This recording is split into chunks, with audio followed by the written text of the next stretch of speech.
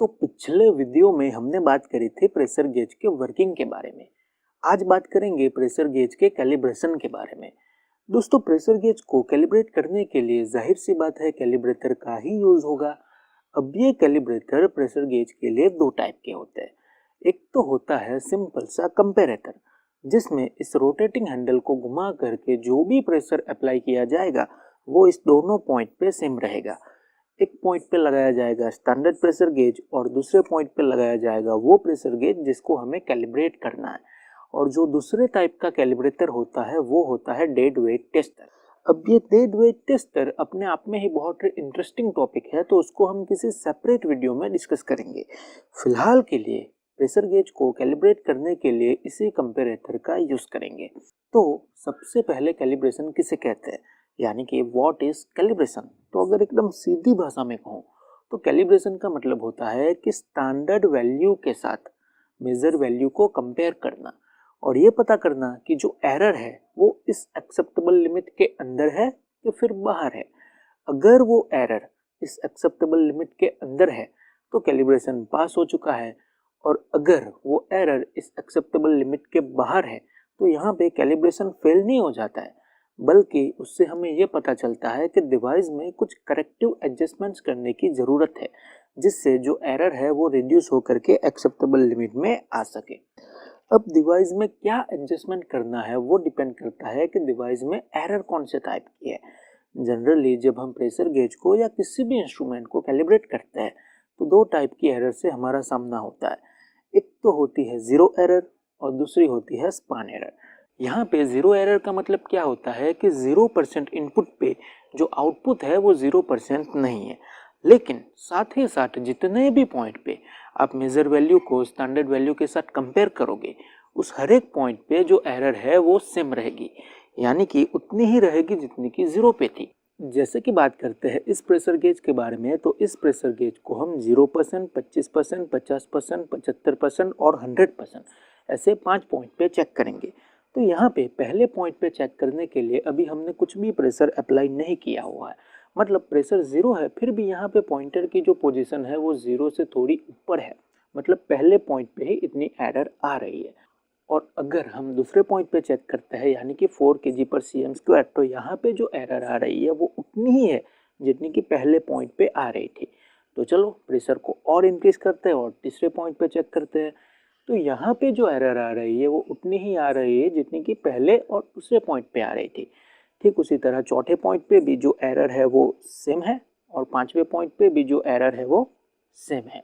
तो इस तरह की एरर को रिमूव करने के लिए सिंपल प्रेशर को 0 करो और पॉइंटर पे लगे इस जीरोइंग स्क्रू को घुमा के पॉइंटर को उसकी सही पोजीशन पे शिफ्ट कर दो। यहाँ पे इस जीरोइंग स्क्रू को घुमाने से क्या होता है कि यहाँ पे सिर्फ पॉइंटर ही रोटेट करता है। पॉइंटर जिस पे लगा हुआ है यानी कि पिनियन, उसकी पोजीशन तो जो है वही रहेगी, यहाँ पे सिर्फ पॉइंटर ही रोटेट करेगा। और अगर किसी पॉइंटर में ये जीरोइंग स्क्रू वाला फीचर नहीं है तो आप सिंपली पॉइंटर को बाहर निकालो और 0 पे लगा दो। तो इस तरह जीरो एरर को रिमूव करना बहुत ही आसान होता है, लेकिन दिक्कत तब होती है जब एरर 0 नहीं बल्कि स्पान एरर हो।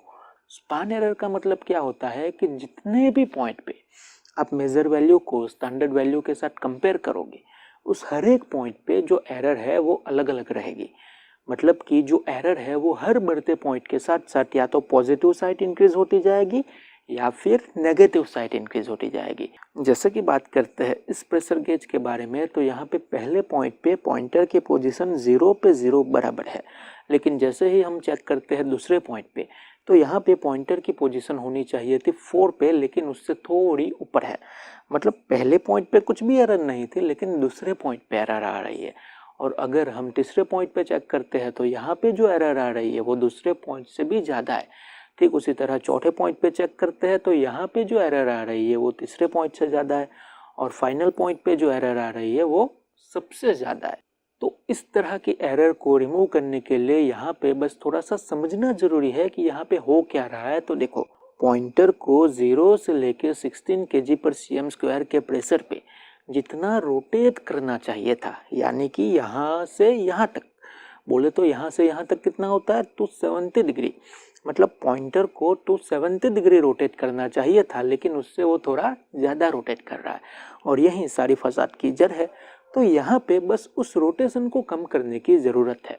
अब सवाल ये उठता है कि ये होगा कैसे। तो देखो, पॉइंटर जिस पे लगा हुआ होता है वो होता है पिनियन, और पिनियन का जो रोटेशन है वो डिपेंड करता है इस सेक्टर गियर के मूवमेंट के ऊपर।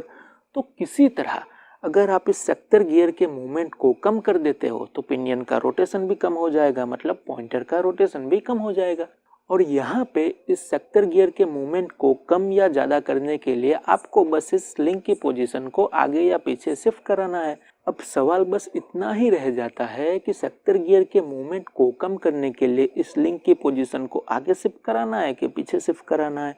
तो देखो, अगर आप इस पोजीशन को आगे की ओर शिफ्ट कराते हो, यानी कि सेक्टर गियर का जो ये पाइवट पॉइंट है उसके नज़दीक ले करके आते हो, तो बर्दन ट्यूब के उसी सेम मूवमेंट पे सेक्टर गियर का जो मूवमेंट है वो बढ़ जाएगा। और अगर आप इस पोजीशन को पीछे की ओर शिफ्ट कराते हो तो बर्दन ट्यूब के उसी सेम मूवमेंट पे सेक्टर गियर का जो मूवमेंट है वो कम हो जाएगा।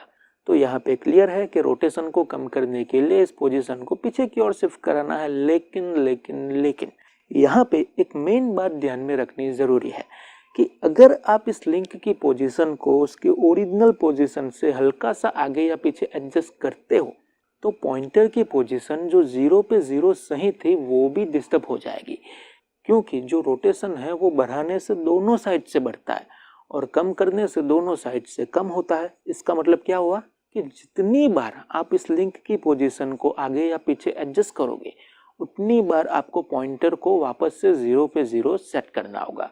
तो चलो इसी बात को ध्यान में रखते हुए एक बार प्रैक्टिकली दिखा देता हूँ कि स्पान एरर को रिमूव करने के लिए किस प्रोसीजर को फॉलो करना है। तो सबसे पहले 0 पे पॉइंटर की पोजीशन एग्जैक्ट 0 पे है कि नहीं वो चेक कर लेना है। उसके बाद मैक्सिमम प्रेशर अप्लाई कर लेना है, यानी कि 16 kg/cm², और जो एरर आ रही है उस हिसाब से इस लिंक की पोजीशन को पीछे की ओर शिफ्ट कराना है। शुरुआत में एकदम हल्का सा पीछे की ओर शिफ्ट कराओगे तो बेहतर रहेगा।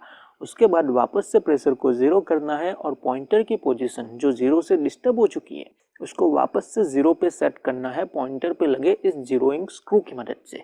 अब जब आप वापस से मैक्सिमम प्रेशर अप्लाई करोगे तब पता चलेगा कि जो एरर है वो कितनी रिड्यूस हुई है।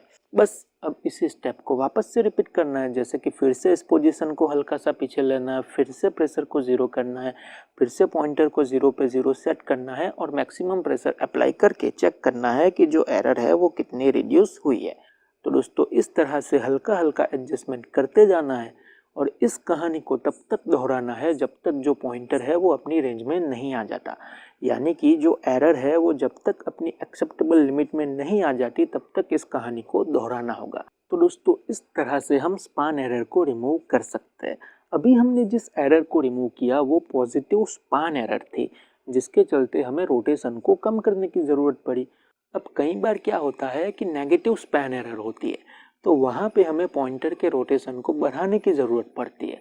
और रोटेशन को बढ़ाने के लिए क्या करना होगा वो तो अब तक आपको समझ में आ ही गया होगा। तो मिलते हैं अगले वीडियो में। जय हिंद, वंदे मातरम।